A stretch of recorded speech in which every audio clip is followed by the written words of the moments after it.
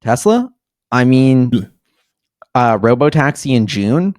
Yeah, That's I think I need to go watch our video on when you predicted robotaxis, because I remember I made you predict it and I couldn't remember if you said 2024 or 2025, but I think you're kind of right. I said June 2025. I said June 2025. Definitely. Yeah, go back and look. I hope I did. No, but I think you were kind of right on. And I'm super I don't want to bring up the FSD crash, but I also did notice there was an FSD crash on Twitter that seems like it may be legit, and there are going to be more FSD crashes. It's not going to be perfect. So I'm just really curious on you guys. We're huge Tesla fans. Where's your head at with Robotaxi rollout in June? The market's expectations of how that's going to go. What do you guys think about that? Do you want to go first, Hans? I've taken up a lot of airtime. I don't want to talk to you. Yeah, I mean, I think we're generally on the right track. The crash does, it's expected that we're going to have some crashes. It's not a perfect system. The whole goal is to be way safer than a human, but you can still crash quite a bit and be way safer than a human when you're putting, millions of miles of FSD usage up on the board every week, every month. So yeah, I can't say that I'm completely surprised that there was one. In fact, I'm almost surprised that we haven't seen more before this. That said, because this does happen to be, one of the first really visible and probably legitimate crashes, that it may, it depends on what the root cause is. There's a possibility that it causes some delay to the June timeline. I don't think it's high probability. I just wanted to throw that out there that it is possible that something like that could slow us down just a little bit. Overall, in the grand scheme of things, nothing, nothing major, but there's a chance.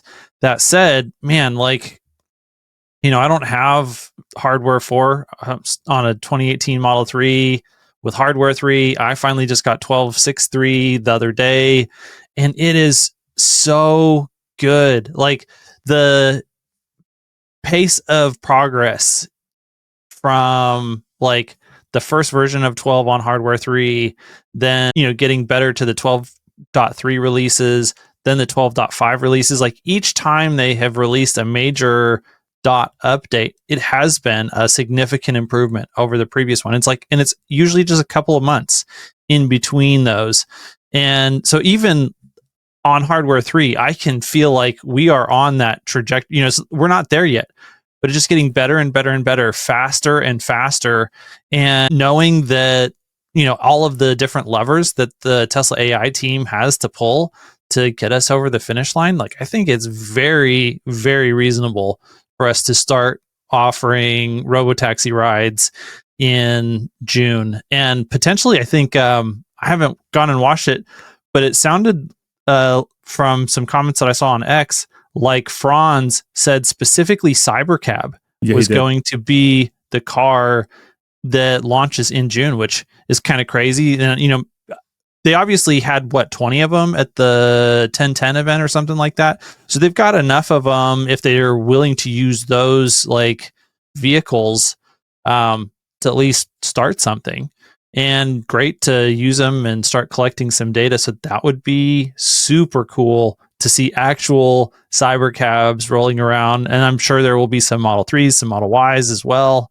But man, to see those rolling around in Austin, that's going to be awesome. And yes, they're probably going to launch with, at the very least, with remote intervention capabilities. So there will be, people watching them in some control center somewhere, just like with Waymo. But the difference here is, people keep saying, oh, they're finally just going to catch up to Waymo. And so then they're, not going to, it's no big deal that Tesla is finally going to launch their own Robotaxi service because, they're just catching up. They're still behind, and they're always going to be behind. It's I don't think you understand the difference in architecture, just like Farzad said 1,000 times, it's $1,000 computer instead of a $20,000 computer. It's $30 worth of cameras instead of, $50,000 worth of LiDARs. Like the architecture is completely different. It's completely scalable. And then when you throw on top of that the fact that, okay, in order to make the cheap computer and the cheap cameras work, you have to have like way better software.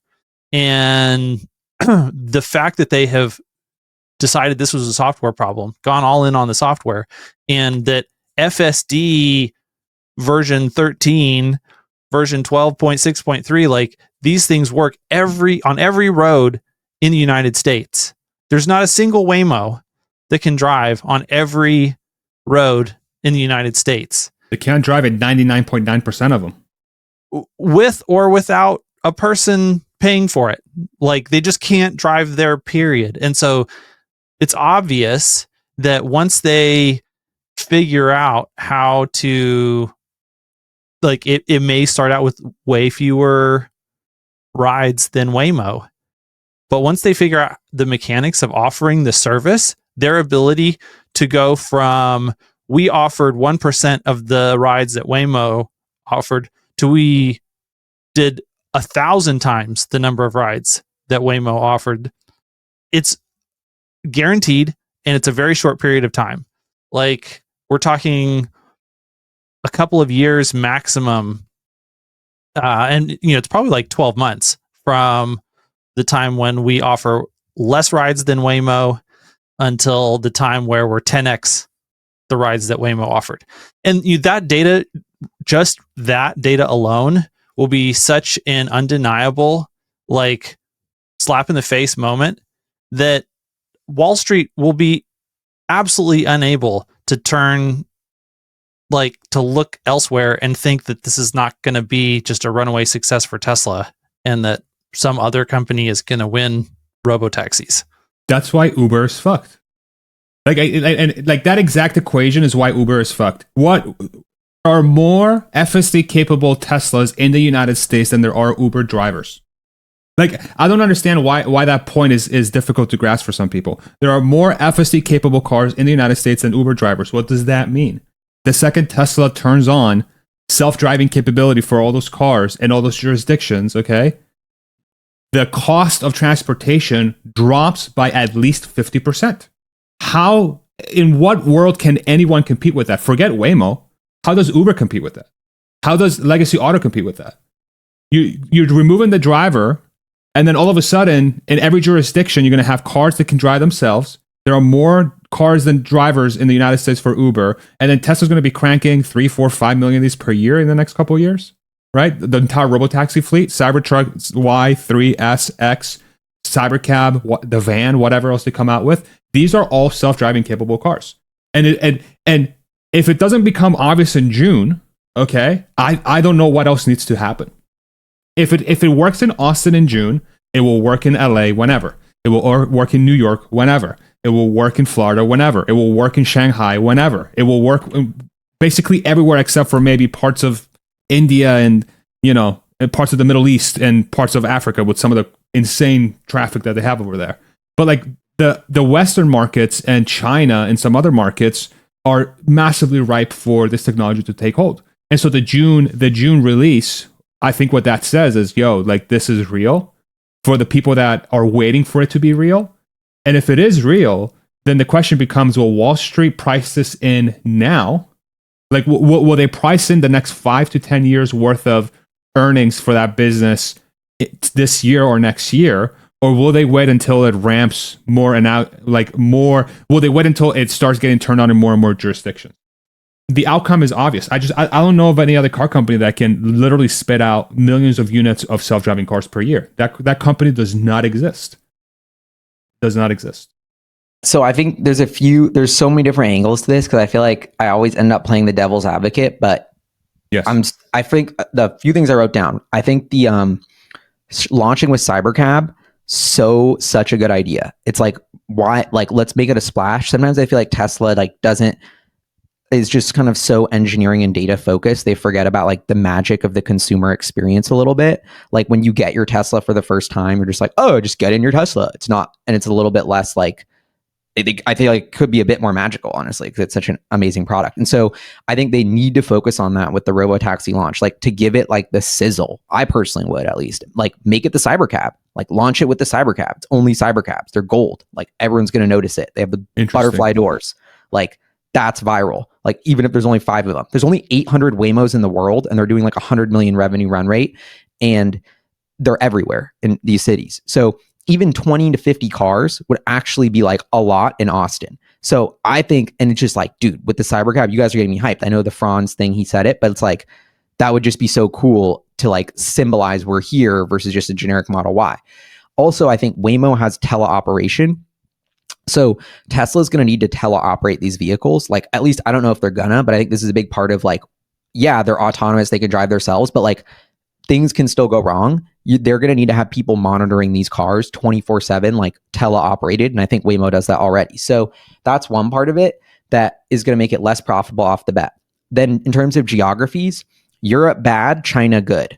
Like Europe hates Elon Musk, very resistant to like a lot of changing innovation, like a pretty bureaucratic government system. For them to make a rapid change, and they've already been super slow to adopt autopilot, I think it's going to take them the longest. Flip side of that is you have somewhere like China, totally opposite side of the government, very on board, very pushing this technology, massive opportunity for Tesla there. So geographically, it's going to be very interesting. Also, I think it is being priced in because Tesla was $7 billion in earnings last year. Even if we assume those triple immediately to $21 billion without Robotaxi because they're crushing on other stuff, like we're still a little bit over. Like I still think there's like $500 million of market cap that's Robotaxis. Like, but obviously if it's a few trillion, like it's just a small option. Like they're not pricing it in fully, but they are pricing it in a little bit. So now we have this dance of how fast does the rollout occur? What do we see on the financial statements? That is what no one is talking about, and I have no idea of. I don't think it's going to be pretty off the bat, because I think it's going to be small revenue. You have a big upfront cost of the car. It takes, even if it's like a 3-year payback on the car, which would be insanely fast, that's still 3 years from June 2025 to be profitable on those first cars. So at what point do Tesla investors look for the vision? How fast is the scale? Because we need to hit this in having billions of revenue pretty soon, or I think Wall Street will get impatient. And I think that you play that dance of how fast we roll this out. Where's the safety? What are the margins? Where do we price it? Like, I have so many questions and I'm so curious. And I have heard gossip from in Tesla, this was a while ago, that they hadn't really planned that much of that out. And I think they are planning it out now, but I think that's like, not like a bad thing, but like that's how Tesla works. Like they just like focus on one thing, then move to the next thing, and are like very like focused. And so there's something in the back of my head, I can't describe it, just feels like there's a hiccup on the rollout of FSD that, like, when I hear what you say, Farzad, is going to happen. Like, in between this, like, tens of millions of robotaxis everywhere and Tesla being the world's biggest company on this, and now is not a perfect this, there's going to be some hiccup. Sure. And I can't explain it. Maybe it's a crash that Europe takes out of context, and then people freak out and start vandalizing Tesla cars, and no one wants to, I don't know, but like, or maybe just the margins suck because they have to have a teleoperator and it just isn't super profitable right away. And then Wall Street's like, well, we thought it was gonna be super profitable right away. So there's so many, like, I'm just fascinated by how this is going to play out, because we've never seen a company of this scale roll out something this consequential.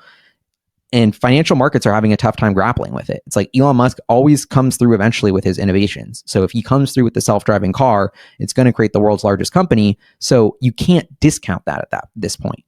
But it's also easy to say Waymo's taken 10 or 15 years to roll this out. Like they're moving at a snail's pace for a reason. There's so many bureaucratic, just like things that could go wrong on the road.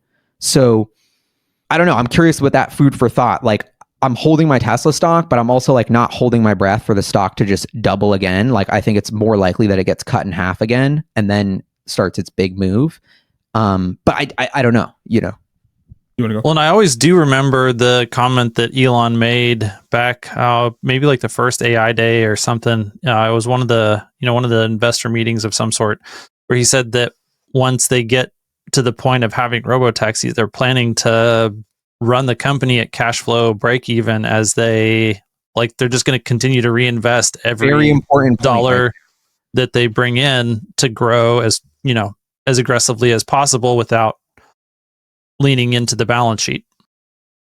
Yeah. So Amazon did that for a while and got away with it, and putting operating cash flow at the top of its press releases for earnings.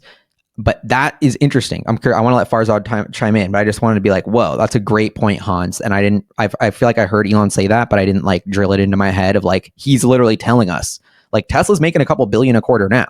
So he's basically saying the money we're making now vanishes. So is Wall Street on the same page with that? I would be careful. Because Wall Street gets pissed when earnings vanish, usually. For sure. Do you think... So do you think Cybercab is a Tesla-only product, or do you think they sell Cybercab to fleet operators? Well, you gave me the actually greatest idea ever, which is they should be like Boeing. Yeah. Or like, I had never thought of that. Maybe it's not a great idea, but I think it was cool and outside the box of like, wait, what if they're like a Boeing or Airbus and they sell these to let them get tricked out by other companies? I think that might be a phase 2 plan, but I think phase 1 is vertically integrate and operate. I think that's so just you think phase 1, Cybercab is like literally just a Tesla product. They're going to eat the entire the cost of the car, and they're going to try to ROI it over time. They're going to run it as a so doesn't that mean by default they're only going to be limited to like 50,000 units per year? Why would they make their most easy to build car their lowest volume? Well, I think you have a dance of Elon's hubris of optimism of how fast this ramps, and then the reality, and we know where he stands on that. So he's going to be, but yeah, that's a great point. And Cybertruck's already at what, at 5,000 per week. And if you looked at him in the in the conference call, like if you really listen to what he's saying, it sounds like, because Pierre Ferragu, the cool analyst, he asked him at the end of like, can I just drive down to Austin in June and put my car on like the network, like what's good with that? And that's where you could tell Elon's he hasn't thought about that. They don't give a shit about that. That's not on the radar. Like that's phase 2. Like, yes, that's gonna happen. But right now, Tesla's planning one thing, and that's Austin in June. They have a couple cabs out there that they're monitoring every little inch of with teleoperation. And I hope they're cybercabs. And they're only going to focus on cybercab for that service for a very long time. I don't think Elon wants to even ever sell cars. Like he wants to stop selling cars and just only sell like rides, basically. And robots. I don't know. That's kind of where I feel like his pull is. But because I thought it could be a sick car that's super functional that I would want. But yeah, I don't know. See, I view it differently. Hello. I view it differently. I view it as I'm having a very difficult time wrapping my head around the fact that Cybercab would be something that they would artificially throttle in some way, or like they would artificially throttle the production of that vehicle. And so like the point I'm trying to get to is like, why would you take on the entire cost structure of running a fleet where you can sell it to people that are going to buy the car and add it to the fleet and make money off of it? Like, why not just offload that responsibility on whoever wants to operate that car? Like, it's obviously going to... Exactly. That's a great point. Let them put up the 25 G's to buy it, not us. Exactly. This is where I'm struggling. Like, you already have the app. And what does that do? That automatically like opens the floodgates for your ability to just push cars like crazy. Like, yeah, they're not going to be approved in all the jurisdictions, but maybe somebody wants to buy Cybercab and just sit on it. You know what I'm saying? Until they turn it on in that region, and then boom, the light goes on and you go. To me, that seems very like I understand Tesla wanting to control as much as they can, like within the company. But it feels so obvious to just, sell the car, let them take on the capital. You can recognize the you just offload that on them. You sell it even at break even if you want, and then you start making money on the rides. Like they'll put it on the network. They'll charge $1 per mile or whatever, $20, $50, whatever the number is. Tesla takes a 20-30% cut, and then they're responsible for cleaning the car. I don't know. I think Gally was 100% right that that's a phase 2 thing. Like you just can't, like when you look at the March of Nines, there's so many different things that could go wrong that can cause those accidents, that cause the, media heyday and the public perception backlash that you're trying to avoid. Like you're not exposing your company to the risk of getting torched in public by bringing any other people into the fold during that toes in the water phase. When I was listening to the conference call with Elon and he's talking about we've got to, dip our toes in the water and then we got to walk and then we got to run. Like all of those things sound to me like they are 100% going to own the process until they have worked out all the kinks and all the bugs, and then they'll invite other people into the party. But like, it's going to be at least a little while. Okay. And I think that comes back to my scheme of teleoperation. And this is why, like, to me, there's a hiccup we're not seeing. Like, every Waymo car has got a guy tracking it. I don't think we can let people add their car to the Tesla network till Tesla gets over that phase. I don't think Tesla can get over the teleoperation monitoring phase until they've been running this for years, frankly. So the idea, I don't know, and I'd love to hear what Elon's take on that is, because I have no idea. I'm just kind of like scheming. But I feel like there's a multi-year phase of the cars essentially being monitored by someone in God mode before they're really just let to do their own thing. And that's a layer of cost that will be friction on this like utopia business model and the growth of the business model, because you have to hire these people. But I don't know. I'm just curious of like, could that be a hiccup, or maybe that's a reason why it needs to roll out so slowly? Or I would be looking at that if I was Tesla. Like I would have like 3 engineers monitoring every Robotaxi every second, because if one goes wrong, it's like so how do you read his optimism around Austin in June, a few more cities by the end of the year, basically everywhere by the end of next year? Do you think that's just Elon being Elon, or do you think yeah? Because I'm big on the like understanding his schemes, and I will give you that of like he seems more confident and pumped on the potential than like I would have ever thought possible. And so and he seems very sure that the rollout's happening and it will happen quickly to other cities this year, is not just Austin. So I don't know. I'm just trying to exercise some independent thinking and be like, this just seems like it's gonna be a slow crawl to start the launch. I just don't know. Like I'm even like 30% chance sure it will be in June, to be honest. Okay. Like I think there's a 70% chance it's July or August, and then that's just the start. And then so but maybe this is the time Elon's on time, Yeah, and I'm not saying he will be, but like I think that is an interesting variable. But and the other one too is like I wonder, Trump, that there is a known policy that's going to come through at the federal level for autonomous vehicles that they talked about before they won the election. I mean, and every single thing that they've talked about, they're putting through EOs like crazy, executive orders. So damn well they're going to do a federal framework around self-driving technology. Like I do wonder, like if you think about like Waymo's scale, was that a function of bureaucracy, or was that a function of their technology not being able to account for all the different variations? Because I'm willing to bet Tesla's approach can probably account for the variations much better than Waymo's approach, because it's way more generalized. By default, Tesla's going to be able to operate on every single road in the country because it's learning like a human would, whereas Waymo, you have to have the maps, you have to have the LiDAR, you have to have heuristics to account for all those different things, right? Where Tesla, you don't. So if you pair that with a framework from the Trump admin that I'm going to guess is going to be favorable to launch self-driving vehicles, right? Don't you think that's going to cause like a faster adoption to the technology than maybe we would? Like I'm not saying end of 2026, but maybe middle 27, maybe end of 27, maybe it's a 12-month delay instead of a 3-year delay. I mean, the sad part is with the Democrats, it was like a never, maybe, right? Because they were just so anti. With Trump, things are going to get accelerated. Definitely, like the most bullish thing happened to the autonomy revolution and probably accelerate it by years is Trump winning and working on legislation.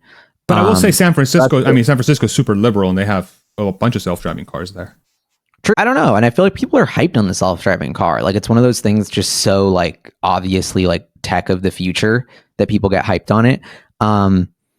I don't know. I'm very curious, but I do think Elon is a kind of like he would make Tesla shareholders not suffer, but like he's not going to give us special treatment. Like we're not going to like get like a as much as people are going to try and say that Elon would do that. I feel like I know him enough to be like, he's the very opposite of that. Like he's the last guy who would favor Tesla on some sort of thing. So I don't feel like there's going to be some sort of like crazy like scheme that Tesla gets ahead with the Trump administration, but Yeah, and that's not what I'm saying. I'm saying I think Trump is going to be more favorable with self-driving vehicles than previous administrations. Like just self-driving vehicles. Period, I wasn't saying you were saying it, but I'm just saying people, no. But I just, how does that actually, I guess, so the legislation becomes not a roadblock anymore. Maybe the technology is the only roadblock now. I mean, the way that I'm thinking about the, Elon's comments start in Austin in June, multiple cities by the end of the year, basically everywhere by the end of 2026, is he's just thinking on an exponential. Like, that is him talking about the exponential path that he's seeing, which means that, you can shift that timeline, which he's also talked about how, anytime he's trying to predict an exponential, like if it's a few months late, well, it can come along with massive, difference in outcomes as far as at a specific date. But, the general shape of things is correct. So, I think that there is possibility that we shift around, but he does seem very confident about the timeline. I would say that if we're really seeing 10x basic improvement in safety critical interventions every time they roll out one of these new models, then that, if that trend holds, I think that timeline then is very feasible from a pure technology standpoint. And then the questions just get to be about logistics, both, scaling up production of the vehicles. Do we have enough batteries? And then the regulations are also another piece. Like, there are other things that could pop up as the bottleneck after that. But it looks like, according to the data that Tesla is saying, they haven't shared all of the data with us, but that safety intervention data is like the bottleneck between here and robotaxis being everywhere. And if it's 10x improvement every couple of months, it doesn't take very many months until you're God mode safety, in which case, have at it. Yeah. Okay. An hour and a half, Gally. I'm gonna let you go. I know you got a life to live. I'm having fun. Yeah, dude. Let me follow up real quick before we hop off with just the last. I did rerun the sentiment analysis again in Perplexity for anyone who was really curious on how that was going to go. So when I run it against Elon Musk's name and his involvement in government, it flips and it says 80% negative, 20% positive. And it's not based on views necessarily. It's like it was having a hard time tying views to titles, but so it's based on, headlines that it's seeing in its survey. But then I go look at it, and literally every single one of the videos that it's citing is from a mainstream media outlet, except for two. So one Herbert video, and there was one other podcast. And so it's like the search results of the YouTube videos are just pulling in that mainstream media bias. Like, it's not necessarily authentic user generated content on YouTube that would represent, the general person's view. Fascinating. Good to know. Go ahead, Gally.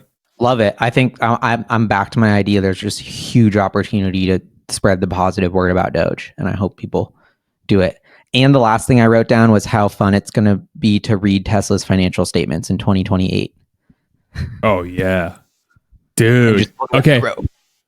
What's going to be the biggest line item on the P&L in 2028? I think it's FSD. Hopefully it's getting close to FSD. Like, once these FSD hits, like, that's the flip side. Is like, I love Waymo. Like, people can hate on Waymo, but I'm like, that is such a cool business. They move slow like a turtle for freaking 20 years getting this right, and they've just executed flawlessly. Maybe they're slow, but 100 million revenue run rate, fully self-driving cars, like, dope. That is like a business I want to own. I'm like, dude, these guys are crushing it. So now I'm getting even more excited because Tesla's going to do that with Elon Musk at the helm, and we're going to get this revenue line item that's just boom, every quarter expanding more cities, every single quarter just more and more rides. It's going to be a 5-year just crescendo of earnings growth that's going to be legendary. But it's just yeah. So I think Cybercab directly puts Waymo out of business. because the cost per mile is going to be impossible for Waymo to fight with Tesla, because Tesla's approach, like they can Waymo survive at $1 per mile? I think Waymo's like, maybe Waymo gets fried eventually, but I just think everyone else is so fried first. Like, I got in the Waymo and I was like, this is dope. It's the future. Like, they've disrupted the human driver. That is the disruption. Every other ecosystem that relies on the human driver is done. Then we can worry about which AI driver is better. But for now, I think Waymo's dope. And I think it has a ton of value. And I don't think it'll be a fully winner take all thing. I think there could be several huge players. And I look at Tesla and Waymo as the two leaders right now. And I'm more toast about like Rivian. I'm like, who's going to buy the R2? No one's going to want to buy a car. What about Ford? What about GM? What about Honda? What about Polestar? What about Volkswagen? None of these companies are equipped for the change in car ownership that's going to occur. Those are the people that are toast. Not, I think Waymo, you know what I mean? That maybe Waymo could be something else, but that's just the way I'm thinking about the real change that's happening is like, and what's Uber stock is fascinating. I have a little tidbit for you guys because Bill Ackman just bought like 3 billion of Uber stock. I saw that. So I had a scheme sesh with Bill Ackman on the phone years ago when he was trying to sell a big piece of his land to Elon to build the Texas Gigafactory. And I remember talking to him and being like, bro, like, what are you dinking around with these stocks? Buy Tesla stock. This is like 4 years ago. It's way before, like, and he was just like, yeah, you know, my sister says she loves her Tesla and everyone loves the product, but I don't know. Just look into it. And then now he comes out and he's buying Uber stock. And I'm like, you still haven't figured out how to buy Tesla? Like, I don't even know. This is probably going to get me in trouble, but I did think I got tipsy and texted him that he should buy Tesla stock a few years ago. This was January 26, 2022. Still not in Tesla. We have a 10-bagger left. That was my, I don't know.